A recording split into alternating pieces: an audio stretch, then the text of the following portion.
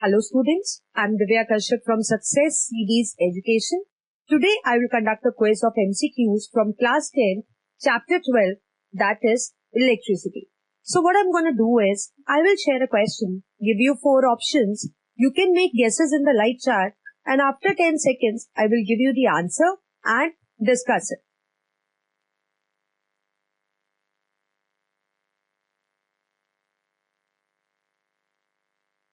Before starting, I would like to tell you that we have lot of free content for students of class 10 and we have compiled all the links in a free PDF. Please download the PDF from the link given in the description box below this video. Even you can prepare for board exams with the help of this content, that too free of cost. So let's start with the MCQ session. So the first question is, which of the given is the SI unit of electric current? Options देख लेते हैं. A ohm, B ampere, C volt, D Faraday. And your time starts now.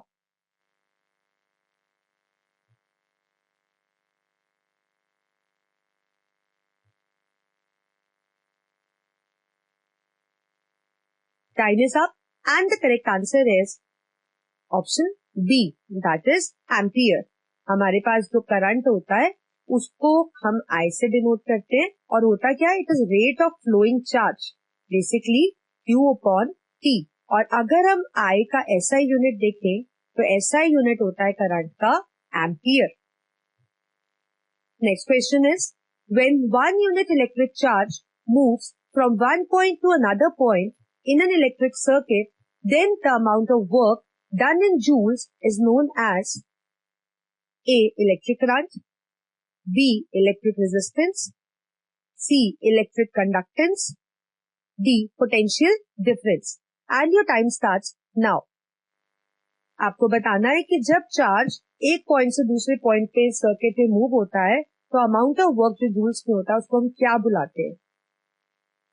Time is up and the correct option is option D. इसको हम potential difference बुलाते हैं. Right, क्योंकि basically current क्या होता है, current is rate of flow of charge, resistance होता है obstruction to the flow of charge, conductance होता है that is reciprocal of resistance, और पोटेंशियल डिफरेंस होता है कि जब चार्ज मूव करता है एक पॉइंट से दूसरे पॉइंट में इलेक्ट्रिक सर्किट पे तो जो वर्क डन होता है उसको हम क्या कहते हैं, potential difference. Basically it is denoted by W by Q. Next question is, the purpose of a rheostat is A, increase the magnitude of current only, B, decrease the magnitude of current only, C, increase or decrease the magnitude of current, D, none of these. And your time starts now. आपको बताना है कि rheostat basically किस लिए use होता है इनमें से.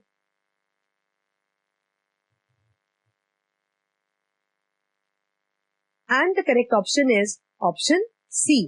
रियोस्टैट क्या होता है, it is a device with variable resistance.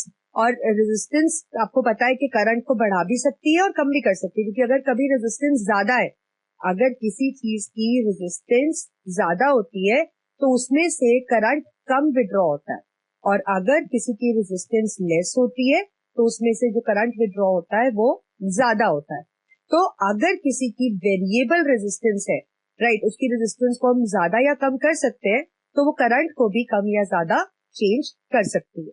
इसीलिए हमारा करेक्ट ऑप्शन है C. Next question is, point to be kept in mind for verification of Ohm's law is A, ammeter and voltmeter should be connected in series, B, ammeter should be connected in series and voltmeter in parallel, C, ammeter should be connected in parallel and voltmeter in series, D, ammeter and voltmeter should be connected in parallel. And your time starts now. आपको बताना है कि Ohm's law में हमें क्या चीज इसमें से ध्यान रखनी है. Time is up and the correct answer is option B, that is ammeter हमें सीरीज में कनेक्ट करना है. जैसे ये आपके पास रेजिस्टेंस है तो इसके साथ सीरीज में हमें एमीटर रखना है और वोल्ट मीटर हमें इसके पैरेलल में लगाना है.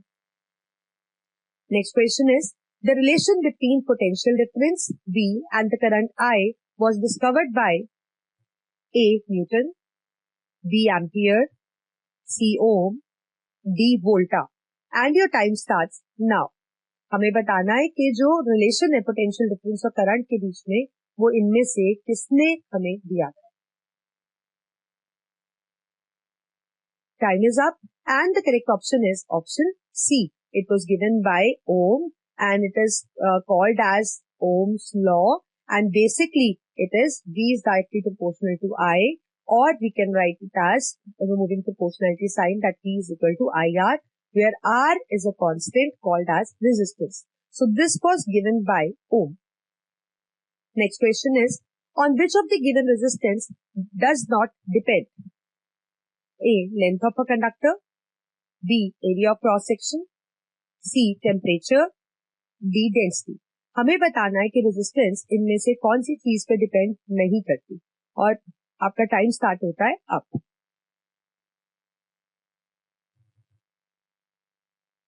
इनमें से किस पे रेजिस्टेंस डिपेंड नहीं करती है। Time is up and the correct option is option D. Resistance doesn't depend upon density of the substance. और डेंसिटी क्या होती है आपको पता है, it is mass per unit volume. इस पे जो रेजिस्टेंस है वो डिपेंड नहीं करती है। रेजिस्टेंस लेंथ के डायरेक्टली प्रोपोर्शनल होती है, एरिया के इनवर्सली प्रोपोर्शनल होती है, टेम्परेचर के भी डायरेक्टली प्रोपोर्शनल होती है, बट डेंसिटी पे डिपेंड नहीं करती है। Next question is, in parallel combination of electrical appliances, total electrical power A increases, B decreases, C does not change, D remains same, and your time start now. हमें बताना है parallel combination में electric power के क्या effect रहता है। Time is up and the correct option is option A, that is the power increases. अगर हमारे पास इलेक्ट्रिकल एप्लायंसेस पैरेलल में लगे हैं तो उनका जो ओवरऑल रेजिस्टेंस है वो कम हो जाता है और पावर रेजिस्टेंस के इनवर्सली प्रोपोर्शनल होता है, इसलिए पावर बढ़ जाता है। Next question is, the potential difference applied is directly proportional to current. A always, B never, C sometimes, D when temperature is constant. And your time starts now. आपको बताना है potential difference जो कि V होता है वो current के directly proportional कौन सी कंडीशन में होता है। Time is up and the correct option is option D.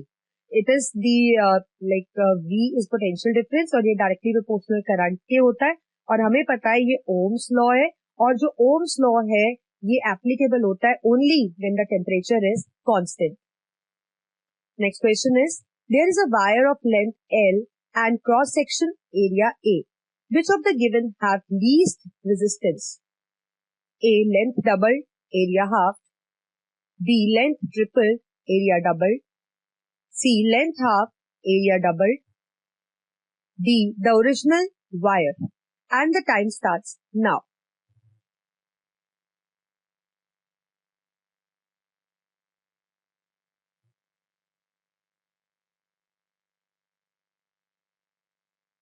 Time is up.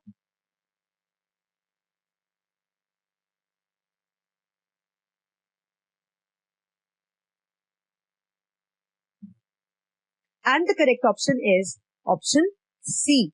That is, when the length is halved and area is doubled, the resistance is least out of these four options. क्योंकि आपको पता है resistance क्या होता है, it is directly proportional to length and inversely proportional to area. अगर length decrease होगी तो रेजिस्टेंस भी डिक्रीज होगी।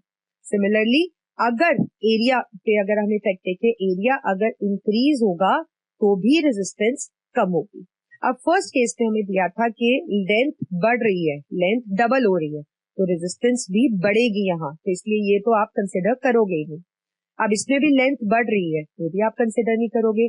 ओरिजिनल वायर की भी एक सर्टेन वैल्यू होती है लेंथ और एरिया की, राइट, रेजिस्टेंस की भी, बट इस केस में तो इसको तो हम डी को कंसिडर नहीं करेंगे, लेकिन फर्स्ट सी में से लेंथ अगर कम होगी तो रेजिस्टेंस भी कम होगी, एरिया ज्यादा और लेंथ कम होनी चाहिए। तो यहाँ पे आपने देखा एरिया कम हो रहा है, यहाँ पे एरिया ज्यादा हो रहा है, राइट, और यहाँ पे भी एरिया ज्यादा हो रहा है, पर बी और सी में लेंथ जिसमें कम होगी वहीं पे रेजिस्टेंस भी कम होगी, इसलिए सी हमारे पास करेक्ट ऑप्शन है. Next question is two resistances R1 and R2 are connected with a cell in parallel. Find the ratio of current flowing through R1 to the current flowing through R2. And the options देख लेते हैं. A, R1 is to R2. B, R2 is to R1. C, 1 is to 0, 1. D, data not sufficient. And your time starts now. आपको बोला गया है कि दो resistance है R1 और R2 और वो पैरेलल में कनेक्टेड है. हमें रेशियो ऑफ करंट निकालना है R1 से R2 में.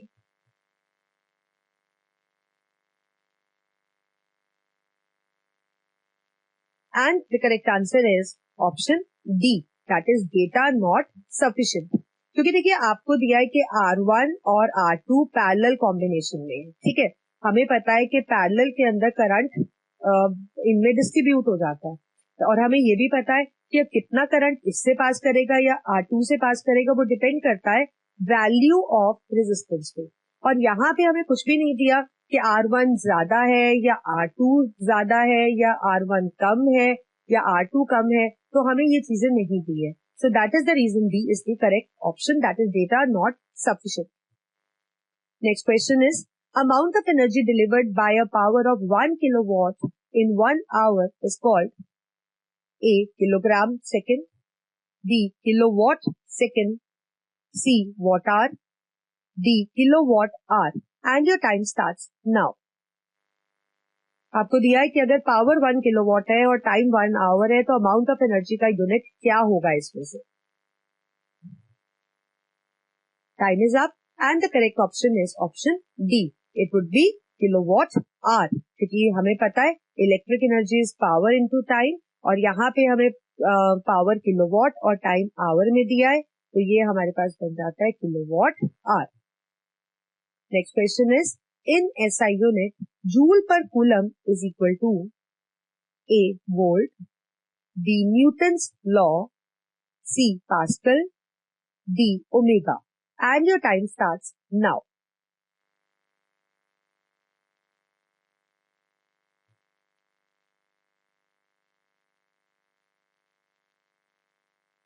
Time is up and the correct option is option A, that is volt. अब देखिए वोल्ट जो होता है वो पावर का यूनिट होता है, ठीक है. और यहाँ पे हम लिख लेते हैं, और जूल हमें पता है किसका यूनिट होता है, वर्क का.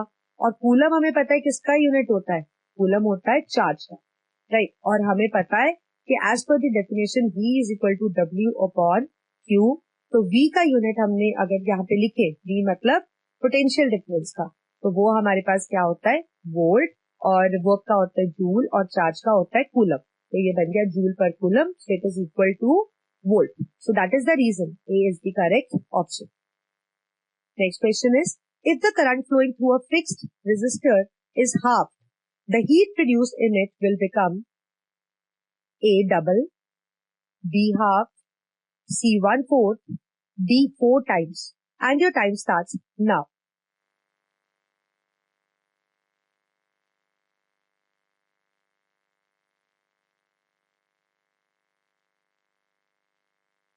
Time is up and the correct option is option C.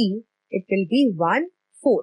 क्योंकि देखिए आपको जूल्स लॉ ऑफ हीटिंग से हमें पता है कि हमारे पास कहीं भी हीट निकालनी हो इलेक्ट्रिकल एप्लायंस पे तो हमारे पास फॉर्मूला होता है H is equal to I square RT.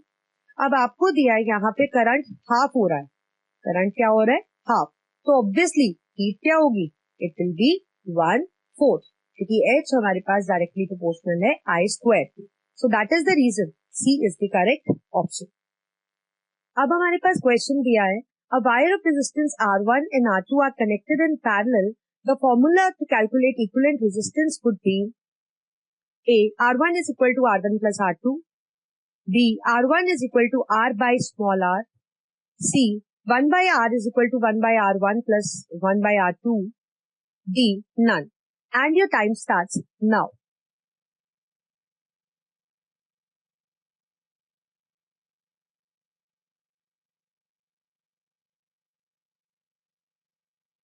Time is up and the correct option is option D, that is none. अब देखिए आपको दिया है कि R1 और R2 दोनों ही पैरेलल के अंदर कनेक्टेड है. अब अगर पैरेलल के अंदर कनेक्टेड है तो हमें पता है कि उसको सॉल्व करने का फॉर्मूला हमारे पास ये रहता है, बट यहाँ पे सी में आपको ये फॉर्मूला दिया गया है, बट यहाँ पे जो रेजिस्टेंसेस है वो कैपिटल आर की जगह स्मॉल आर से रिप्लेस्ड है. So that is the reason the correct option is option D. Next question is, an electric heater is rated at 2 kilowatt. Electrical energy cost rupees 4 per kilowatt hour. What is the cost of using the heater for 3 hours? A. Rupees 12. B. Rupees 24. C. Rupees 36. D. Rupees 48. And your time starts now.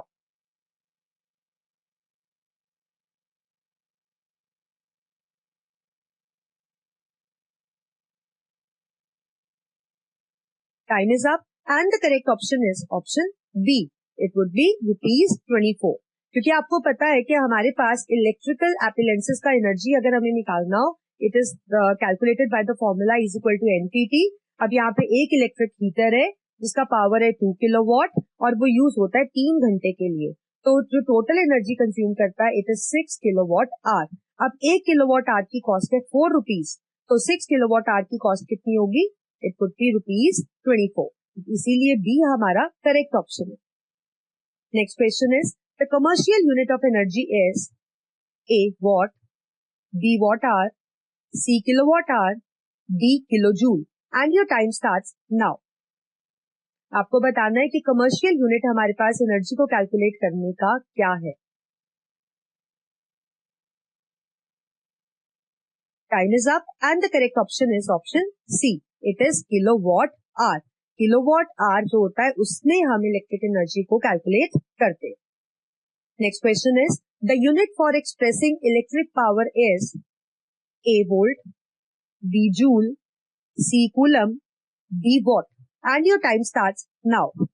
आपको बताना है कि जो electric power होता है उसको हम किस में एक्सप्रेस करते हैं, उसका एसआई यूनिट क्या होता है.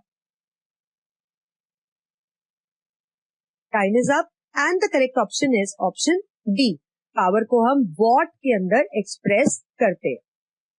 Next question is, an electric kettle for use on a 200 volt supply is rated eight 3000 what. For safe working the cable connected to it should be able to carry at least A 2 ampere, B 5 ampere, C 10 ampere, D 15 ampere. And your time starts now.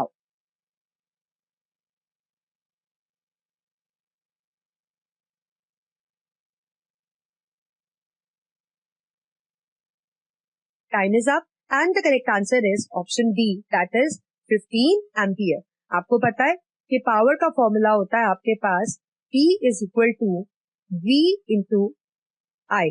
ठीक है, अब हमें यहाँ पे क्या निकालना है? हमें निकालना है कि वो कितना करंट कैरी कर पाएगा. तो उसको हम निकालेंगे P बाई V से, विच इज 3000 बाई 200. इसको हम काटेंगे तो ये हमारे पास आ जाएगा 15 amperes. Next question is, the resistivity of copper metal depends on only one of the following factors. This factor is A length, B thickness, C temperature, D area of cross section. And your time starts now. हमें बताना है कि resistivity इनमें से कौन से factor पे depend करती है. Time is up and the correct option is option C. Resistivity varies with temperature. It is directly proportional to temperature. Temperature बढ़ेगा तो रेजिस्टिविटी भी बढ़ेगी. Next question is, the device used for measuring potential difference is known as A potentiometer, B ammeter, C galvanometer, D voltmeter. And your time starts now.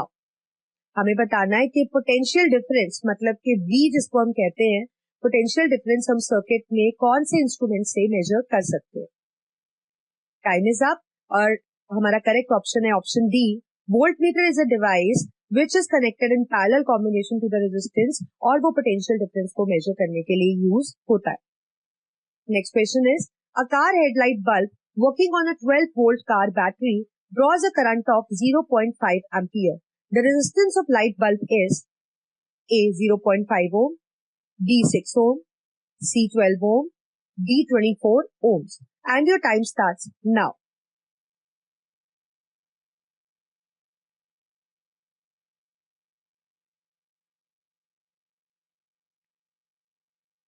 Time is up and the correct option is option D. It is 24 ohms. आपको पता है हमारे पास ohms law से हमारे पास expression है V is equal to IR और R हम कैसे फाइंड करते हैं V by I which comes out to be 12 by 0.5. इसको हमने ऐसे सॉल्व किया. ठीक है, तो हमारे पास क्या आएगा 5 to the आपको पता है 10 होता है और 5 4 the 20. That is the reason हमारे पास आंसर क्या आएगा 24 ohms. Next question is no current flows between two charged bodies if they have same A capacity, B charge, C potential, D none of these. And your time starts now. हमें बताना है कि कभी भी दो charge bodies के बीच में current flow नहीं करता अगर उनका क्या चीज सेम होती है. And the correct option is option C. If they have same potential, then there would be no flow of charge. Now the next question is, a wire of resistance R is doubled by stretching. The resistance of half of the stretched wire would be A 2R, B R, C R by 2, D 4R. And your time starts now.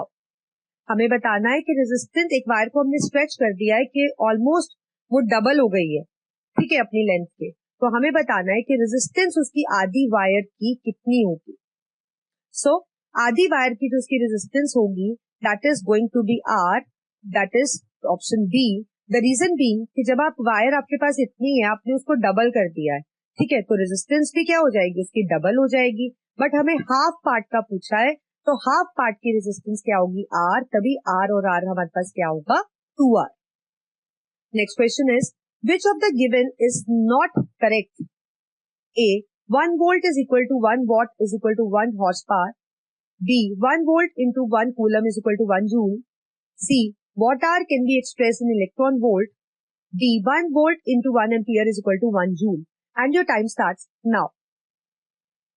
हमें बताना है कि इसमें से कौन सा relation जो दिया है वो गलत है.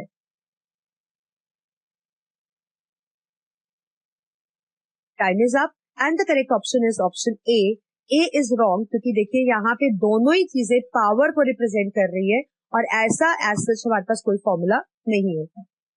Next question is the current passing through a wire into a filament of bulb makes it glow but the wire does not glow because A.